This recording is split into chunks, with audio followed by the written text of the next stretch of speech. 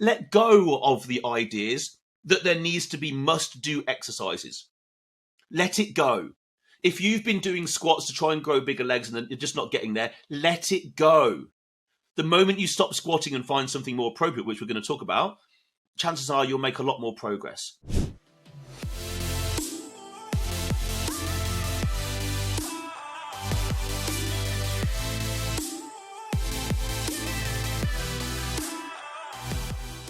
Welcome back, Alphas. Welcome back to a new episode. My name is Andy Naylor. I am founder and CEO of Naylor Body Design and host of the Optimal Alpha podcast.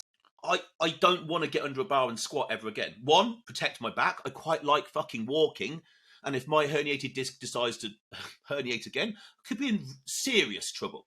Like, it's no laughing matter. Serious trouble. So and when it comes to exercise selection, some of the best lessons you will learn are when you're injured.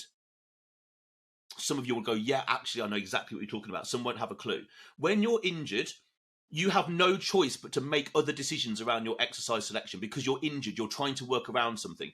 And having done this for 19 odd years, I've injured a lot of stuff over the years, and I've had to therefore think carefully about exercise selection to get around an injury. And quite often I've stumbled on something and thought, this injury has taught me a lesson or two. So think, like, when we're thinking about things as a must-do, we're thinking on an external level. The world tells me that I must do this thing. Like, that's immediately the problem. Let's switch that and let's look internally. So when you're training, ask yourself during, after, before, whatever, these types of questions. How did that movement really feel? Did I feel it in my joints? Did I feel it in my muscles? Remember, we're in a gym to train muscles. We're not in a gym to lift weights and use machines. That's what we're going to do, but that's not the goal. The goal is to challenge a muscle. So can I feel the bloody muscle working while I'm doing this must-do exercise or any other exercise? Was the target muscle the thing that worked most? Okay, so if let's say we're doing dips, here's a good example. Dips could be targeted on triceps or they could be targeted on pecs, depending on how we use the thing or execute the movement. So for me, I do dips right now and it's chest focused. So I'm always constantly reevaluating, where did I feel at?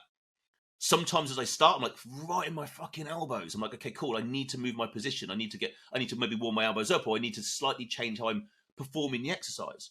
Was the target muscle worked? Did the range that I was working in feel safe and correct?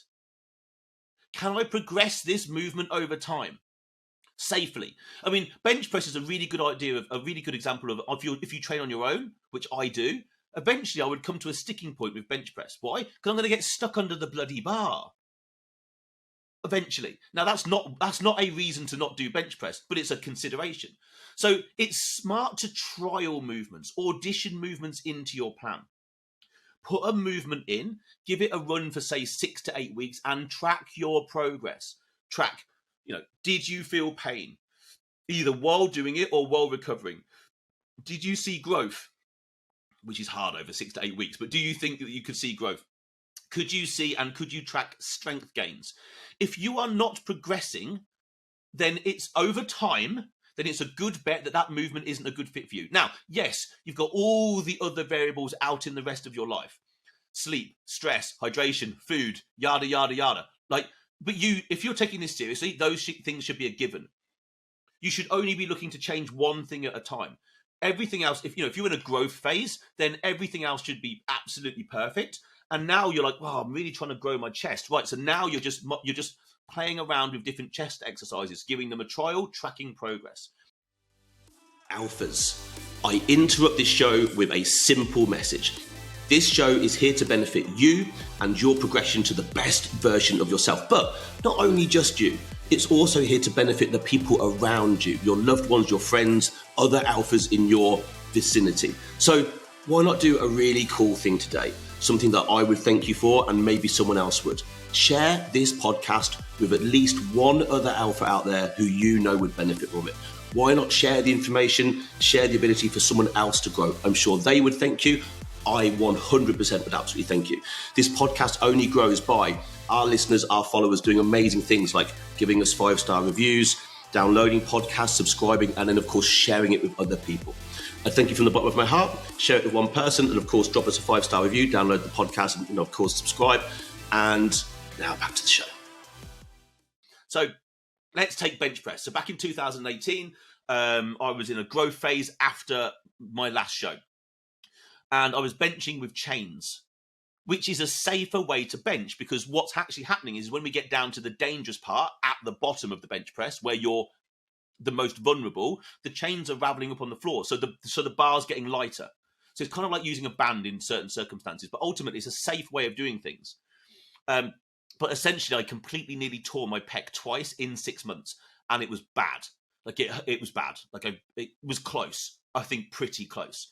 And the second time I did it, so I'd come back and it was just inside 6 months, and I got up to basically the same weight, being really damn careful with everything I was doing, and boom, it went again. To the point where I wouldn't even be able to hold my body weight on my arms. So I'm like, okay, this ain't happening again. That's me and bench press done. Me and a barbell bench press, we are done. Divorced, over, goodbye. But I needed to find something to replace that pressing movement. I've got to find a variation that's smart and makes sense. So first of all, I wanted a more natural path of the load. So when you're bench pressing with a bar, you're in a fixed loop, right? So you've got your arms, and each hand on a bar, and then the bar. It's a fixed loop. Yes, there's movement around that. It's not like you're sat in a machine that has to move, but it's still a fixed loop, essentially. I wanted something that was even further away from that. What's the obvious choice? Flat dumbbell press. It's the next most obvious variation to a barbell press. Flat dumbbell press. So that's what I moved to. I ran it for a couple of months. Didn't feel right. It just still didn't feel right. It was still, I could feel it more sort of right off into the sort of tendon area, right in the sort of armpit area of the pec, rather than the pec. Like, this is going to happen again. If I continue like this, I'm going to hurt myself again. I was still getting shoulder pain, and I still felt vulnerable. The next thing I did was like, well, I just went one notch declined. One notch. Now, one notch on everybody's benches is going to be something slightly different, but on the bench I used, one notch. So for those of you on YouTube, we're looking at this sort of angle. Like, it's not a lot of decline at all. But my God, the difference. Bingo. It was all chest. I'm not saying I couldn't hurt myself doing this. I'm sure I bloody could if I tried, but it was all chest. It was like the first few times I did this, the next few days afterwards, my pecs were like that feeling that you really want to get from a muscle when you know you've worked it. And I'm like, aha, this fits me. Now maybe this is a must-do exercise for me. But only because I looked internally. I listened to the signals my body was giving me. A really good thing to do this, if it is safe to do so, is to just close your eyes while you're training. Oh my God, it needs to be safe to do so, right? So disclaimer.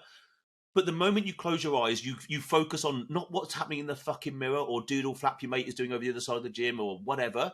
You'll focus on what does it feel like. That's an internal focus. What signals are my body giving me? Listen, drown out the fucking noise of the gym and listen to what's happening. Okay?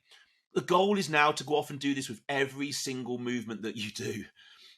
Doesn't mean you're then changing everything all of the time. Like I very rarely change anything, and our clients will know this as well. We do not change training and nutrition. We change it as little as possible. Like someone should have once a plan is put in place and it works, go and enjoy that for 4 to 6 months. Like go and really get damn good at it. Stop wanting to change it unless you find a movement that is either what you would have classified as a must-do movement. So you're like, okay, I've been doing squats for like 10 years and my legs are still shit. Right, well, maybe the squats are the problem. Or the execution, as in the max effort and perfect execution scenario that I've talked about previously. But start to trial movements. Start to be a little bit more analytical. Pay fucking attention to what you're doing. Don't just go into the gym like a mindless monkey and do anything that's put in front of you. If you want the fucking results, pay attention. Do the work. Pay attention, do the damn work, and then guess what? See better progress. So that wraps up today's episode. Hopefully that's been useful. If it has been useful, as always, how about subscribe to the show? Maybe download the episode. Maybe give us a 5-star review. It means a lot to us. Ratings are life. We appreciate it. It helps us step the rankings, helps me deliver more, hopefully, useful content to more people and ultimately change more lives. But for today, until next time, Alphas, over and out. Go and have the best day.